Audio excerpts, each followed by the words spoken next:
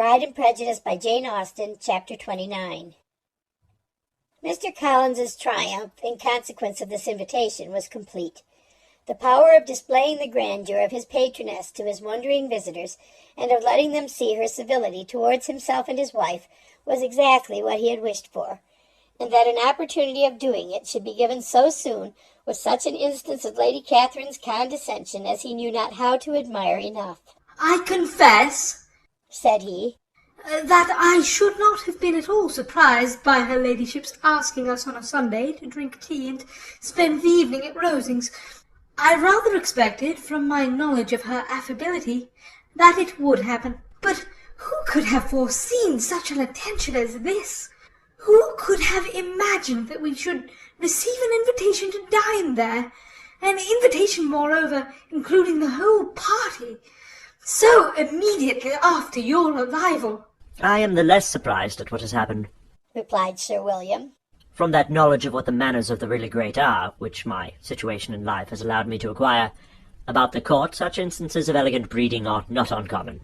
Scarcely anything was talked of the whole day or next morning but their visit to Rosings.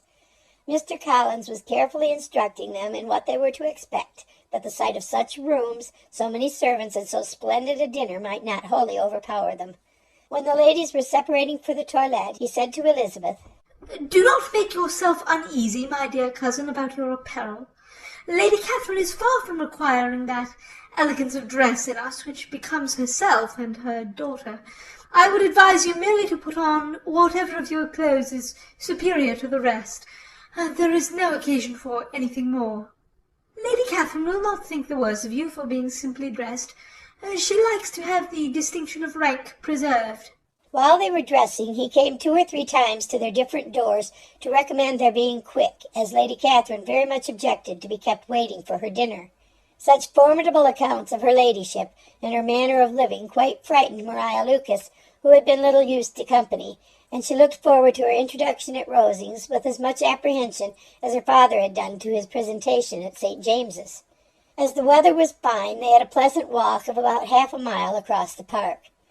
Every park has its beauty and its prospects, and Elizabeth saw much to be pleased with, though she could not be in such raptures as Mr. Collins expected the scene to inspire, and was but slightly affected by his enumeration of the windows in front of the house, and his relation of what the glazing altogether had originally cost Sir Louis de Bourgh. When they ascended the steps to the hall, Maria's alarm was every moment increasing, and even Sir William did not look perfectly calm. Elizabeth's courage did not fail her.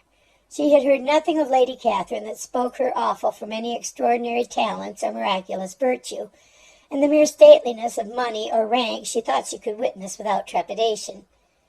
From the entrance hall, of which Mr. Collins pointed out with a rapturous air the fine proportion and the finished ornaments, they followed the servants through an antechamber to the room where Lady Catherine, her daughter, and Mrs. Jenkinson were sitting. Her ladyship, with great condescension, arose to receive them, and as Mrs. Collins had settled it with her husband that the office of introduction should be hers, it was performed in a proper manner, without any of those apologies and thanks which he would have thought necessary. In spite of having been at St. James's, Sir William was so completely awed by the grandeur surrounding him that he had but just courage enough to make a very low bow and take his seat without saying a word, and his daughter, frightened almost out of her senses, sat on the edge of her chair, not knowing which way to look. Elizabeth found herself quite equal to the scene, and could observe the 3 ladies before her composedly. Lady Catherine was a tall, large woman with strongly marked features, which might once have been handsome. Her air was not conciliating, nor was her manner of receiving them such as to make her visitors forget their inferior rank. She was not rendered formidable by silence, but whatever she said was spoken in so authoritative a tone as marked her self-importance, and brought Mr. Wickham immediately to Elizabeth's mind, and from the observation of the day altogether she believed Lady Catherine to be exactly what he represented. When, after examining the mother, in whose countenance and deportment she soon found some resemblance of Mr. Darcy, she turned her eyes on the daughter, she could almost have joined in Maria's astonishment at her being so thin and so small. There was neither in figure nor face any likeness between the ladies. Miss de Bourgh was pale and sickly. Her features, though not plain, were insignificant, and she spoke very little, except in a low voice to Mrs. Jenkinson, in whose appearance there was nothing remarkable, and who was entirely engaged in listening to what she said and placing a screen in the proper direction before her eyes. After sitting a few minutes, they were all sent to one of the windows to admire the view, Mr. Collins attending them to point out its beauties, and Lady Catherine kindly informing them that it was much better worth looking at in the summer. The dinner was exceedingly handsome, and there were all the servants and all the articles of plate which Mr. Collins had promised. And as he had likewise foretold, he took his seat at the bottom of the table by her ladyship's desire, and looked as if he felt that life could furnish nothing greater. He carved and ate and praised with delighted alacrity, and every dish was commended, first by him and then by Sir William, who was now enough recovered to echo whatever his son-in-law said, in a manner which Elizabeth wondered Lady Catherine could bear. But Lady Catherine seemed gratified by their excessive admiration, and gave most gracious smiles, especially when any dish on the table proved a novelty to them. The party did not supply much conversation. Elizabeth was ready to speak whenever there was an opening, but she was seated between Charlotte and Miss de Bourgh, the former of whom was engaged in listening to Lady Catherine, and the latter said not a word to her all dinner-time. Mrs. Jenkinson was chiefly employed in watching how little Miss de Bourgh ate, pressing her to try some other dish, and fearing she was indisposed. Maria thought speaking out of the question, and the gentlemen did nothing but eat and admire. When the ladies returned to the drawing-room, there was little to be done but to hear Lady Catherine talk, which she did without any intermission till coffee came in, delivering her opinion on every subject in so decisive a manner as proved that she was not used to have her judgment controverted. She inquired into Charlotte's domestic concerns familiarly and minutely, gave her a great deal of advice as to the management of them all, told her how everything ought to be regulated in so small a family as hers, and instructed her as to the care of her cows and her poultry. Elizabeth found that nothing was beneath this great lady's attention which could furnish her with an occasion of dictating to others.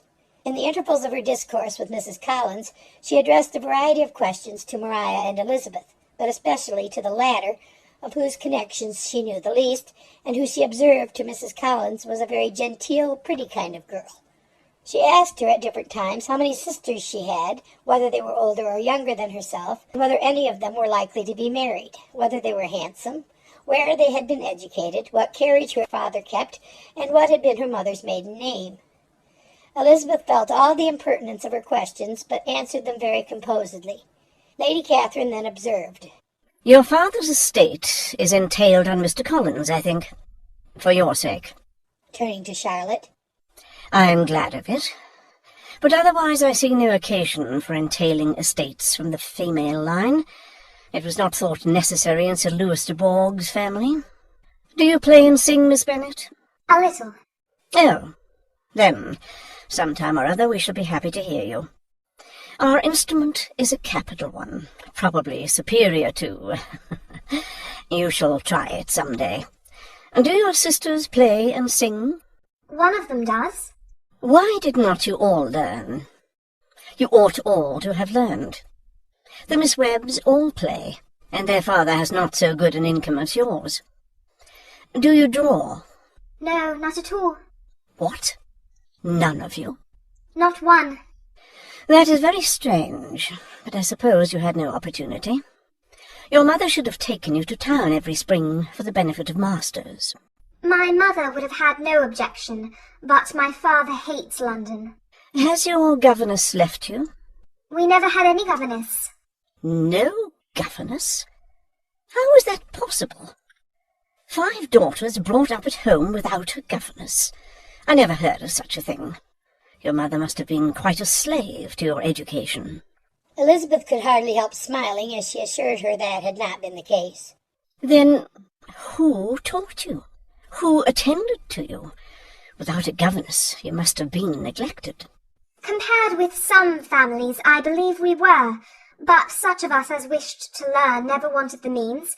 We were always encouraged to read, and had all the masters that were necessary. Those who chose to be idle certainly might. "Aye, no doubt. But that is what a governess will prevent. And if I had known your mother, I should have advised her most strenuously to engage one. I always say that nothing is to be done in education without steady and regular instruction, and nobody but a governess can give it. It is wonderful how many families I have been the means of supplying in that way. I am always glad to get a young person well placed out.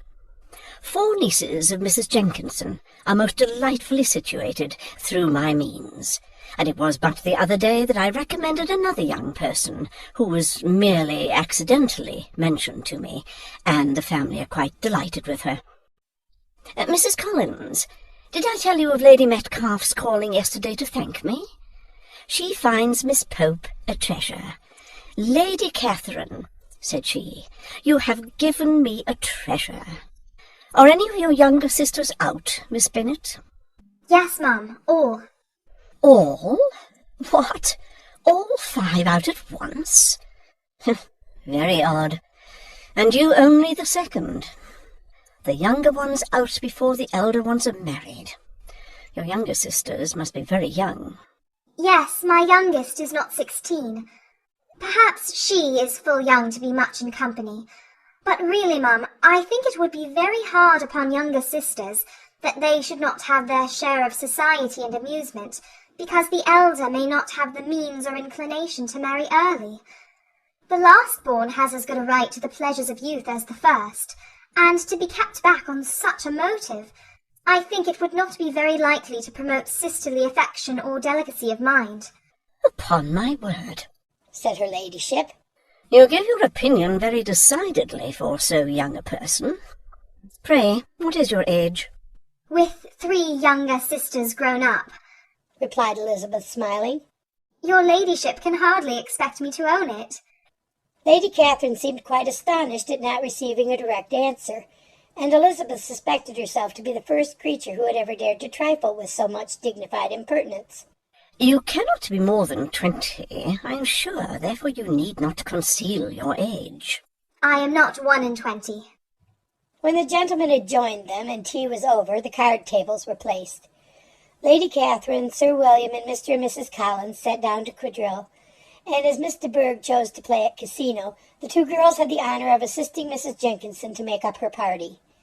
Their table was superlatively stupid. Scarcely a syllable was uttered that did not relate to the game, except when Mrs. Jenkinson expressed her fears of Miss de Bourgh's being too hot or too cold, or having too much or too little light. A great deal more passed at the other table. Lady Catherine was generally speaking, stating the mistakes of the 3 others, or relating some anecdote of herself. Mr. Collins was employed in agreeing to everything her ladyship said, thanking her for every fish he won, and apologizing if he thought he won too many. Sir William did not say much. He was storing his memory with anecdotes and noble names. When Lady Catherine and her daughter had played as long as they chose, the tables were broken up, the carriage was offered to Mrs. Collins, gratefully accepted, and immediately ordered. The party then gathered round the fire to hear Lady Catherine determine what weather they were to have on the morrow. From these instructions they were summoned by the arrival of the coach, and with many speeches of thankfulness on Mr. Collins's side, and as many bows on Sir William's, they departed. As soon as they had driven from the door, Elizabeth was called on by her cousin to give her opinion of all that she had seen at Rosings, which, for Charlotte's sake, she made more favourable than it really was. But her commendation, though costing her some trouble, could by no means satisfy Mr. Collins, and he was very soon obliged to take her ladyship's praise into his own hands. End of chapter 29.